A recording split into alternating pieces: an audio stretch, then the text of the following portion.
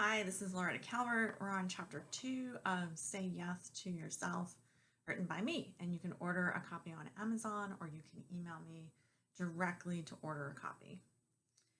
So chapter 2 is entitled Do Not Give Second Chances.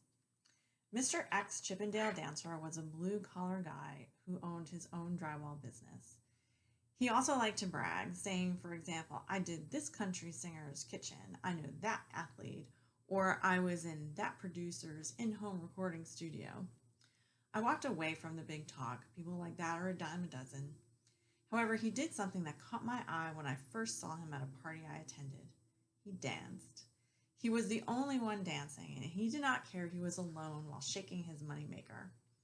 I have loved to dance and remember being a kid dancing and begging for dance lessons, but my parents couldn't afford them. I learned my moves by watching others and being my creative badass self. I usually was the one at parties to start the dancing, and guys might shyly follow. Ex-Chippendale Dancer did not give a hoot about what anybody else was doing. He went with the music. He had rhythm. When he asked some of the women at the party to dance and kept getting turned down, I stepped up and said yes. He asked me out that night, and I said yes to that also. Ex-Chippendale Dancer had my number, and he knew where I lived, yet he did not call. He had a lot to drink that night that we met. The possibility crossed my mind that when he woke up the next morning, he did not even remember who I was. I even bumped into him one day while he was walking his dog. I gave a wave, but he ducked his head and ran. Maybe he was ashamed of how drunk he was, I thought, but it had been a fun night. A couple of weeks passed, and the friend that invited me to that party invited me to another party. And there was Mr. X Chippendale Dancer. I saw it clearly this time, though. He was a happy drunk who wanted to dance, eat, tell dirty jokes, and brag. He reminded me of an overly eager Irish setter. We danced again. He asked me out again. I said yes, again. Then I did not hear from him. Again.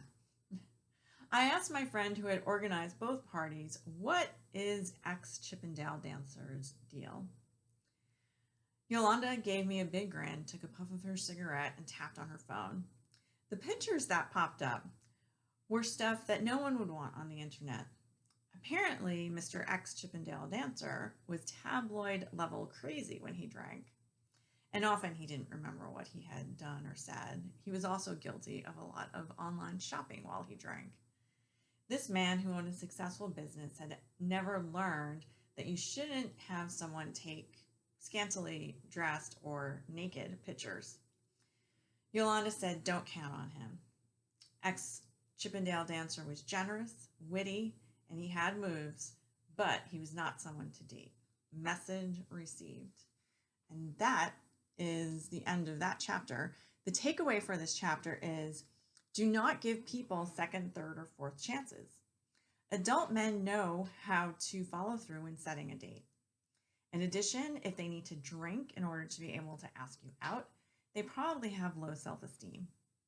People will show you who they really are. Believe them the first time. Don't select a fixer-upper. You deserve a man, not a little boy who doesn't have his act together yet.